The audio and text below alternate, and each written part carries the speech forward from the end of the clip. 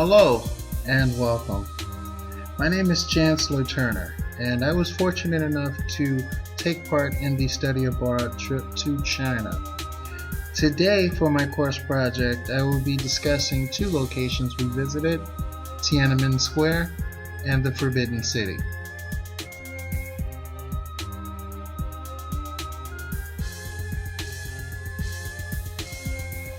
For the purposes of this project, I would like to take you on a journey through Tiananmen Square as well as the Forbidden City. So for this video, consider me your guide as we pass through both areas. Leading up to the Forbidden City is the area known as Tiananmen Square. It was a long walk through Tiananmen Square to get to the Forbidden City, but it was well worth it. There's a lot of things that you can view on the way up. One of the things being the large crowds and the long lines. And here we have the National Museum of China. Tiananmen Square is most known for the protests of 1989, also known as the June 4th incident, or the 89 Democratic Movement. This uprising took place due to severe inflation, political corruption, economic reform, as well as the death of Hu Yaobang. Due to his pursuits on a series of economic and political reforms, he made several enemies with the party elders who opposed free market reforms and attempts to make China's government more transparent.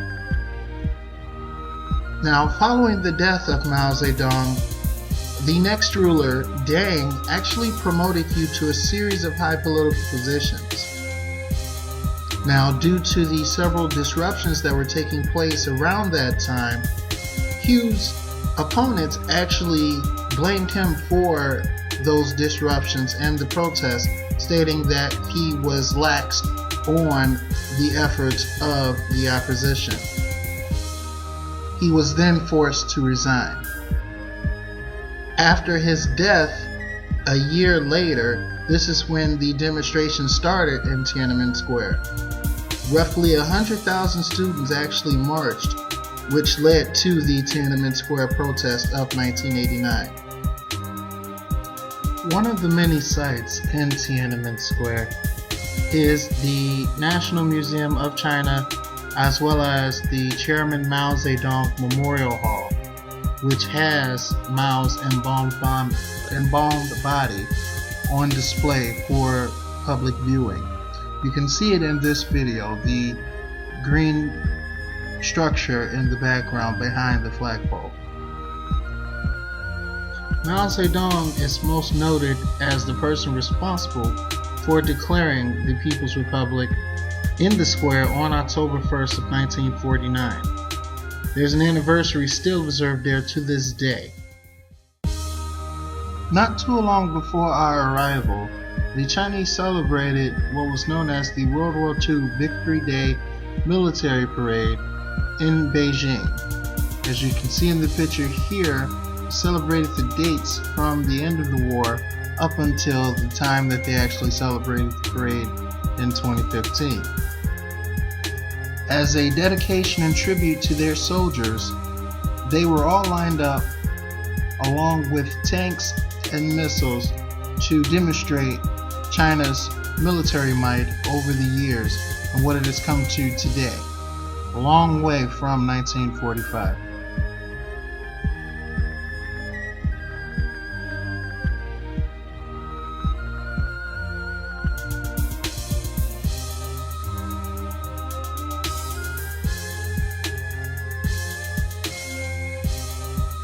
As you can see by the pictures and the videos here, it took us a very long time to move from Tiananmen Square to the actual Forbidden City. It was at this point where our group assembled and we were ready to cross the main street into the passageway, which allows us to go underground and come up on the other side and meet at the gates.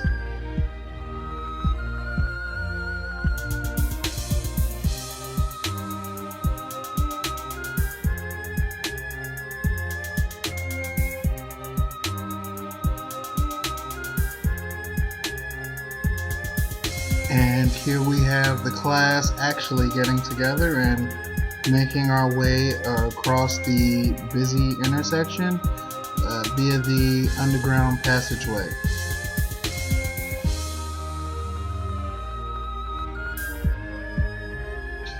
Here in this clip, we have a security guard patrolling the underground passageway leading into the Forbidden City. There were several security guards throughout Tiananmen Square, as well as this underground passageway.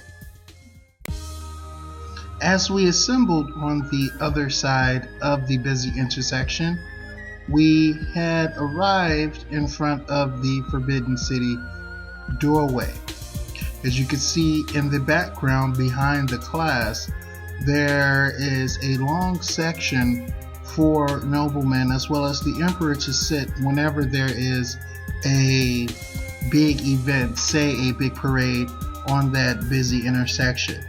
Now at the time, the streets weren't filled with as many cars as there was when we actually crossed. However, the space was open so that the noblemen as well as the emperor were all able to sit along this area and view the entertainment going on at that time.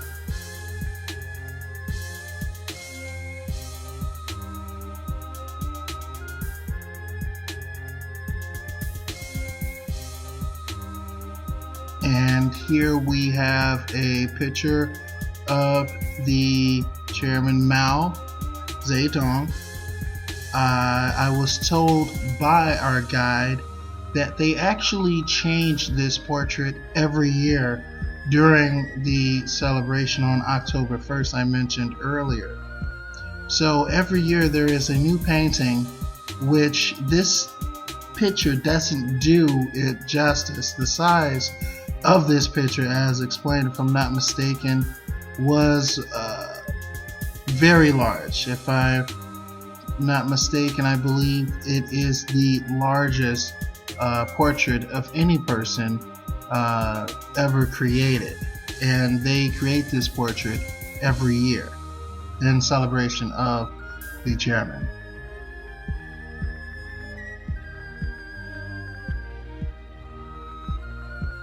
In this picture, I'm entering the first set of doors going into the Forbidden City.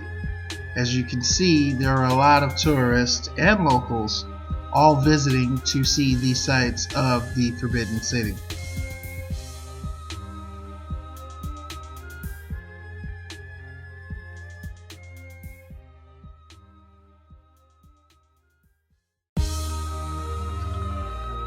As we entered the first gate, or the main gate, or as told by the guides, the Meridian Gate, we are approaching what's known as the Gate of Supreme Harmony, entering the second level of the Forbidden City.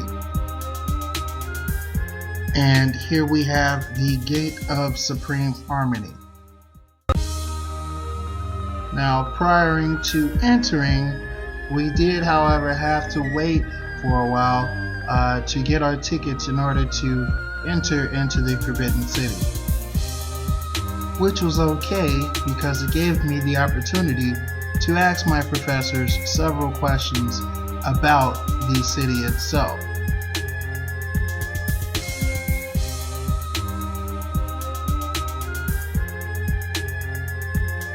And here we have an area leading up to the Gate of Supreme Harmony.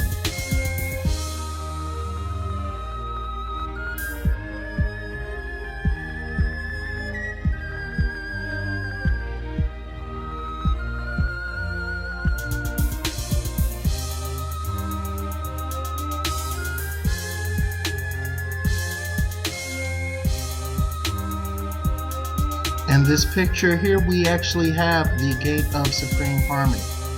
Now, the gate was originally built during the Ming Dynasty. However, during the Qing conquest of China, the gate was given its present Chinese and Manchu name. There was a story prescribed on the side of the gate that explains that during 1886 or so, there was a fire that was started by a lamp that was tipped in the guard room. So those gates that we saw were actually reconstructed and rebuilt. I believe the completion of that reconstruction process was in 1894, roughly 8 years after the gate originally burned down.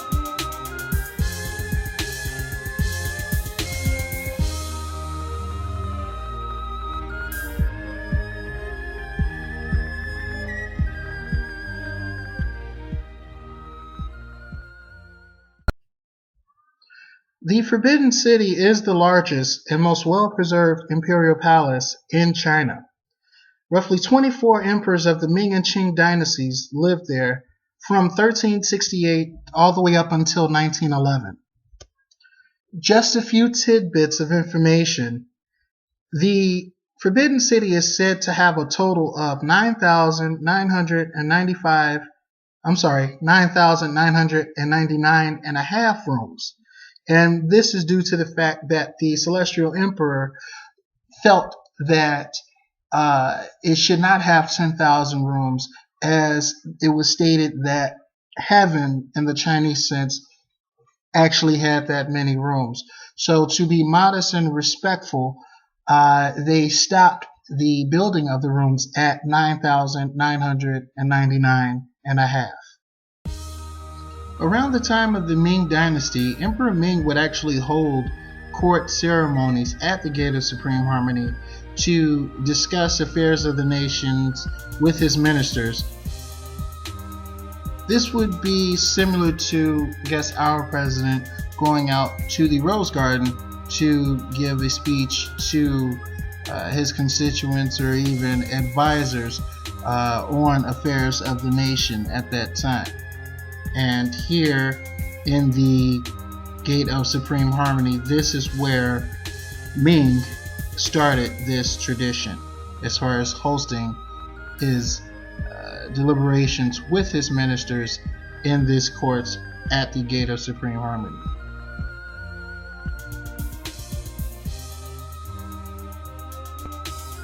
Interesting note, while we traveled inside the Forbidden City, we noticed that all of the larger doors had doornails that were in rows and columns of 9s. Now, the significance of this, as I researched, was due to the fact that 9 was regarded as the biggest number in ancient China. So it was used to imply the emperor's imperial power as a symbolic sense. So every major door, as we enter into the different sections of the imperial palace and the Forbidden City, we would notice that there would be 9 nails across and 9 nails down, symbolizing what I just stated. After walking through the Gate of Supreme Harmony, we then view the Hall of Supreme Harmony.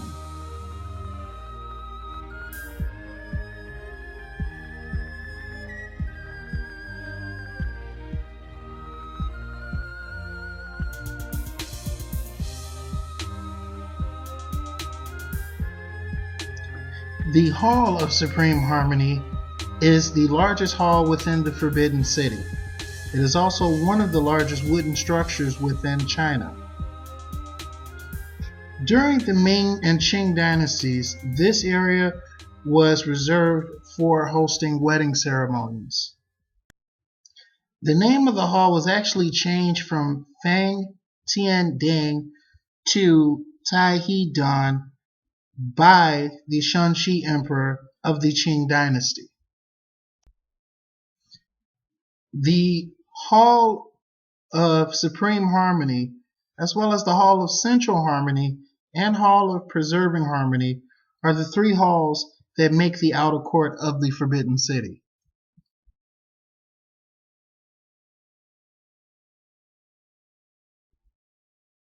It is only at this point on our trip where we actually made it halfway through the Forbidden City.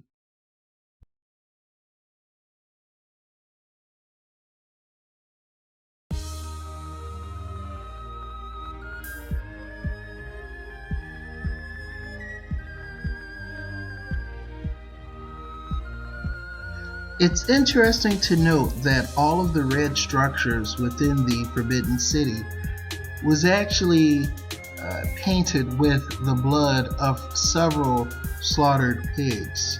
It wasn't until the 1900s, when the country went through restoration efforts, that they repainted the chipping red blood with actual paint to restore the structures within the Forbidden City. As you can see from the pictures, there are a lot of red buildings. Red within the Chinese traditions and cultures is actually a color that symbolizes good fortunes and joy. I would assume this is the reason why the Chinese government has adopted this color.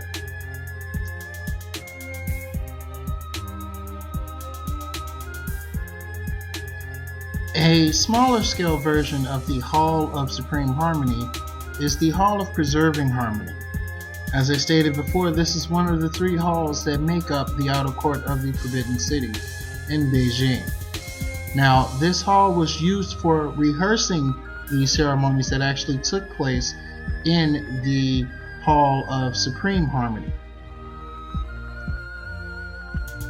Most people would say that it is an exact replica of the Hall of Supreme Harmony, but just on a slightly smaller scale.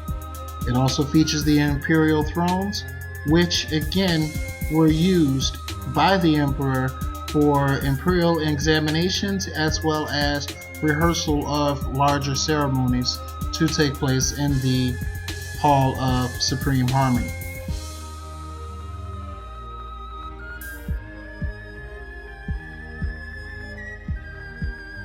When the emperor would have these special events I mentioned earlier, you would hear thousands of people just yelling, "Long life, long life, long life" to the majesty, and hundreds of instruments and bells and drums being sounded in unison.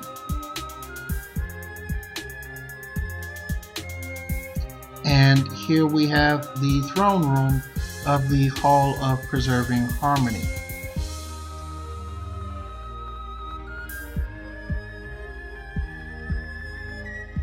This was an interesting part of the trip, as under the halls, or the back of the outer courts, you were given the opportunity for a small price to dress up as the emperor and the empress.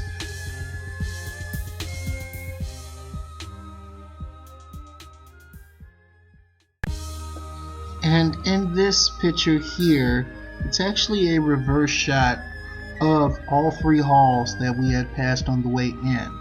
This is actually, if you look to the right of the picture, that area is known as the 6 lesser halls. If you look to the left, that's actually the 3 larger halls that I had mentioned earlier in the presentation. The Taihe Dian, or the Hall of Supreme Harmony, the Zhongyu Dian, the Hall of Central Harmony, and the Baosh Dian, the Hall of Preserved Harmony. And here is a picture of the entranceway going into the living quarters of the emperor, as well as his concubines. The living quarters include the Xian King, the Jiao Tai, and the Cunning Halls, and the 6 lesser halls to the left side that I had mentioned in the previous slide.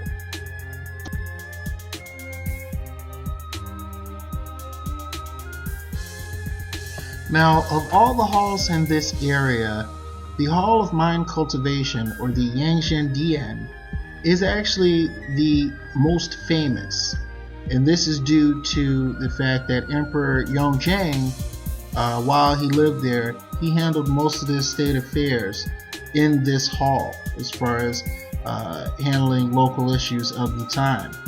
This was a tradition that eventually carried on with other emperors, such as the Empress Dowager Cixi, who also attended to state affairs behind the scenes for as long as 40 years.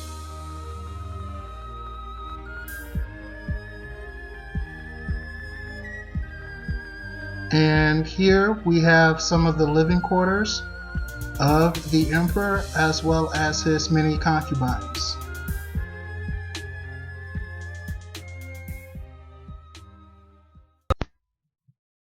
Tixian Tang, or the Hall of Constellation, is the living quarters for the Empress Dowager.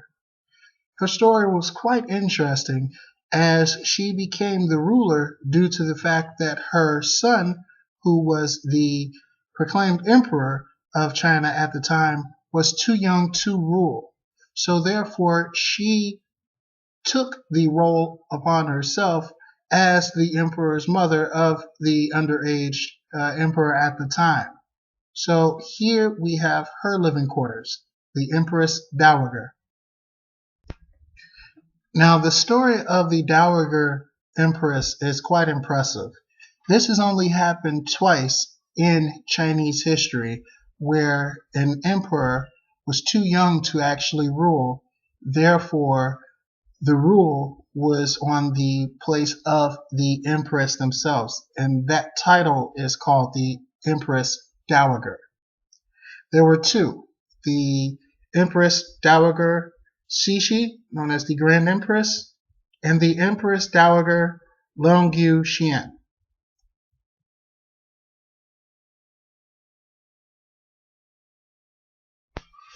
And here we have some of the shots of the Empress Dowager's living quarters. Truly quite stunning. As we exit the Hall of Earthly Peace, we enter into the Imperial Garden, or Yu Hua Yuan. I must say the views in the Imperial Garden were very impressive and quite stunning.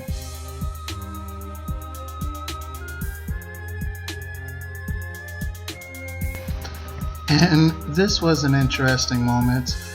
As we were walking around the Imperial Garden, this guy came up and literally drew a picture of myself on the plate in front of me. It was just amazing how the picture came about. And if you look on the side of the picture, it actually has my name in Chinese, which is also what I added as the first picture of this slideshow. And here we are, leaving the Imperial Garden, wrapping up our visit here to the Forbidden City. As you can see in this picture, there's Professor Jordan, and we're making our way to through the Gate of Divine Prowess, which is the exit gate. The architecture of the buildings in the Forbidden City were quite impressive. I later learned that to keep warm from chilly winters, the buildings within the city were built to face south with thick roofs.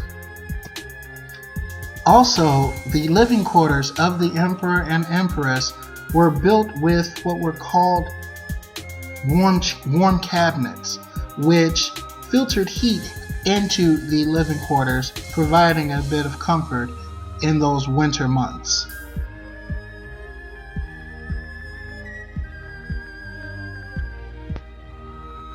And exiting the Forbidden City, we noticed that there was a moat around the borders to protect the Forbidden City from invaders from the north end of the city. So this is my presentation on Tiananmen Square as well as the Forbidden City. I myself, as well as the rest of the class, I'm sure had a ball and a wonderful time visiting not just this location, but China in general. I thank you for your time, and I hope you're able to take something from this course project and presentation. My name is Chancellor Turner, student at Keller Graduate School of Management, and I thank you.